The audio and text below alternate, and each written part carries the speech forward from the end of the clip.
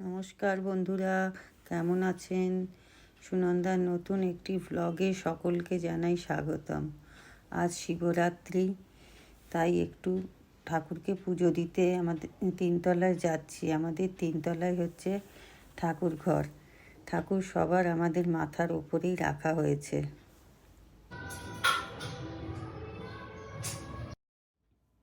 আমার ছেলে নিজের হাতেই সমস্ত জোগাড় যন্ত্র করে ব্যবস্থা করে পুজো অর্চনা শুরু করছে। তার এতটুকু ত্রুটি হলে চলবে না, সে নিজের হাতেই সমস্ত কিছু কেনাকাটা ব্যবস্থা করে তবে পুজো করতে বসেছে।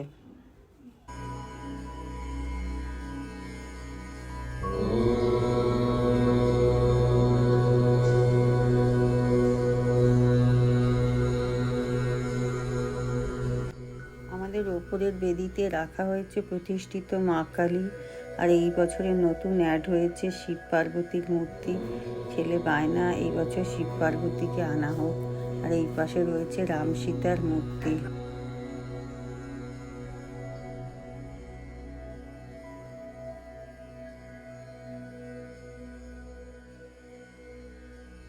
এখানে আমার মায়ের ছবি রেখেছি, তার পাশে রেখেছি আমার বাবার ছবি।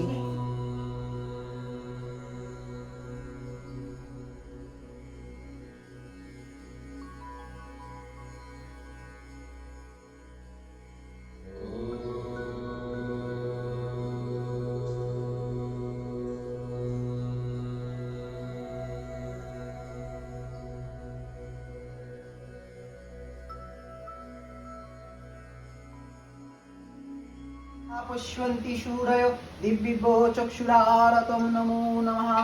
ॐ नमो विभस्वते ब्रह्मण्यो भास्वते विष्णुतेजसे सावित्रे सूचय सावित्रे कर्मदायिने ईद भगवत् श्री सूर्याय नमो एष ॐ नमो एष नमः।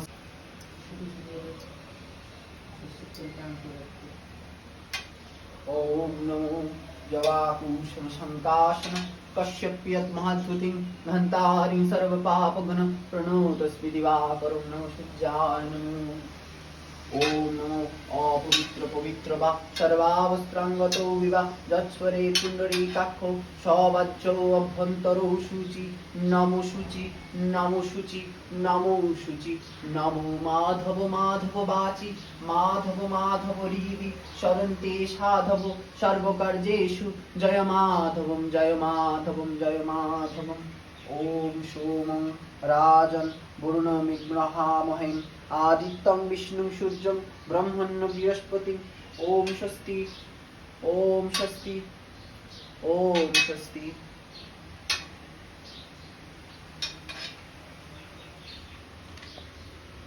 ॐ विघ्ननाशाय नमो गणपत्यादीनां।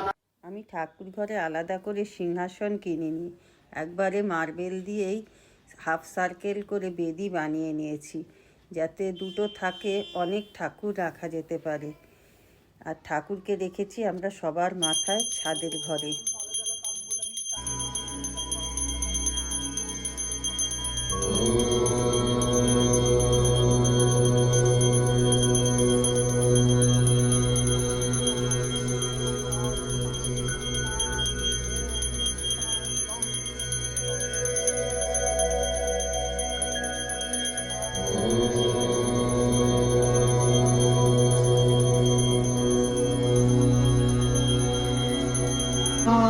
दुग्धम् ॐ नमो ह्रीं ईशानाय नमो नमः।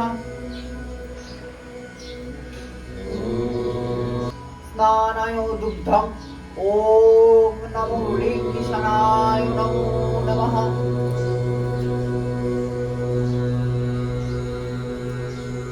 ॐ नमः शिवाय नमो नमः। ॐ नमः शिवाय नमो नमः। ॐ नमः शिवाय।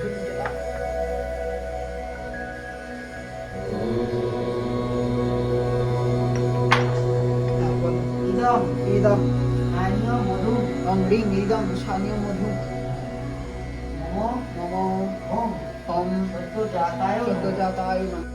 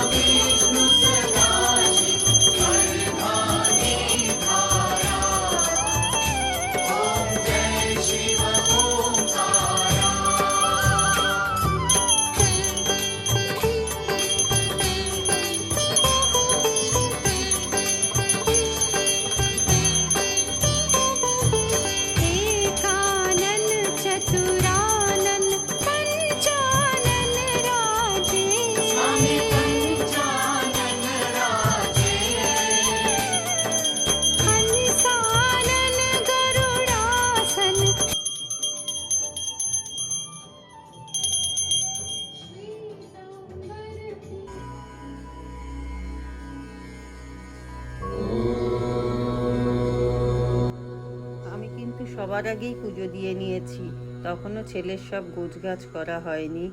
তার আগেই আমি সব পুজো দিয়ে নিয়েছি, কারণ ছেলের গোছগাছ করতে বহু সময় লাগে, অতক্ষণ আমার ধৈর্য লাগে না, সেই জন্যে আমি আগেই পুজো দিয়ে নিয়েছি। আর আমার ছেলের কালেকশানে সব জায়গায় শিবই আছে। আপনারা দেখতে পাচ্ছেন বেনারসের শিব, সোমনাথ থেকে আনা শিবলিঙ্গ, পশুপতিনাথ থেকে আনা শিবলিঙ্গ এবং দুটো সাদা শিবলিঙ্গ এখানে রাখা আছে। সুতরাং সব শিবকেই আমাদের মাথায় জল ঢালতে হয়।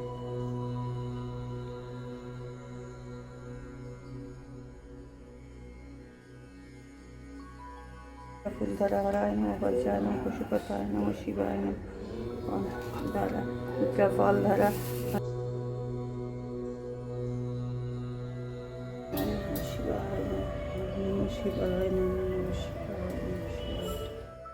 এবছরে নতুন হরপার্বতীর মূর্তি আনা হয়েছে। আমার কদিন যাবৎ খুব হাঁটুর যন্ত্রণা হচ্ছে, ওপরে উঠতে কষ্ট হচ্ছে, সিঁড়ি ভাঙতে কষ্ট হচ্ছে, বসতে কষ্ট হচ্ছে। সেই জন্যে আমি যাচ্ছি একজন ডাক্তারের কাছে। এনার বাড়ি হচ্ছে রাজারহাটে, সেখানেই যাচ্ছি। উনি হলেন একজন ফিজিওথেরাপিস্ট। অনেক রকম পদ্ধতিতে উনি আমাকে ফিজিওথেরাপি করিয়েছেন। তার মধ্যে একটা হচ্ছে বেল্ট পায়ে বেঁধে ইলেকট্রিকের সাহায্যে পাটাকে একবার করে বাড়াচ্ছেন, একবার করে কমাচ্ছেন।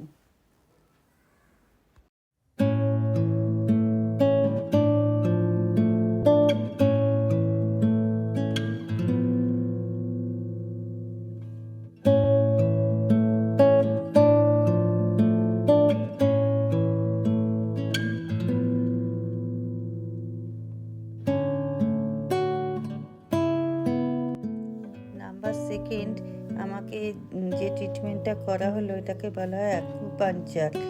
দুদিকে সূচ গেঁথে দিয়ে ইলেকট্রিকের শক দেওয়া হচ্ছিল। এতে খুবই ব্যথা হচ্ছিল, আমার কষ্ট হচ্ছিল। নাম্বার থার্ড যে ট্রিটমেন্টটা করা হচ্ছে এটার নাম হচ্ছে কাপিং সিস্টেম। এর দ্বারা মাংসগুলোকে কাপের মধ্যে আটকে নেওয়া হচ্ছিল এবং প্রচণ্ড ব্যথা করছিল।